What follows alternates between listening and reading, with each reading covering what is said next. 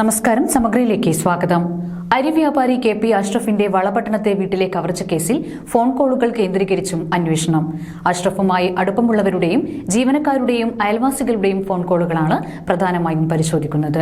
അഷ്റഫുമായി അടുപ്പമുള്ളവരെയും ജീവനക്കാരുടെയും അയൽവാസികളുടെയും ഫോൺ കോളുകളാണ് പ്രധാനമായും പരിശോധിക്കുന്നത്. പ്രതികൾ സംസ്ഥാനം വിട്ടെന്ന നിഗമനത്തിലാണ് പോലീസ്. മുൻകൂട്ടി പദ്ധതി തയ്യാറാക്കിയുള്ള ആസൂത്രിത കവർച്ചയാണ് നടന്നതെന്നാണ് അന്വേഷണ സംഘത്തിന്റെ വിലയിരുത്തൽ. മോഷണ കൊട്ടേഷൻ സംശയവും അന്വേഷണ സംഘത്തിലുണ്ട്.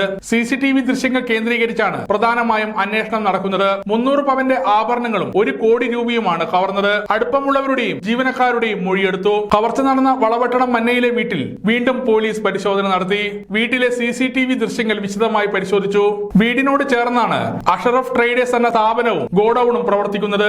ഗോഡൌണിനോട് ചേർന്ന് 2 നിലകളിലായുള്ള കെട്ടിടത്തിൽ 5 മറുനാടൻ തൊഴിലാളികൾ സ്ഥിര താമസക്കാരായുണ്ട്. അവരുടെയും ഗോഡൌണിലെ മറ്റു തൊഴിലാളികളുടെയും മൊഴിയെടുത്തു. പ്രതികളെ കുറിച്ച് സൂചന ലഭിച്ചില്ല.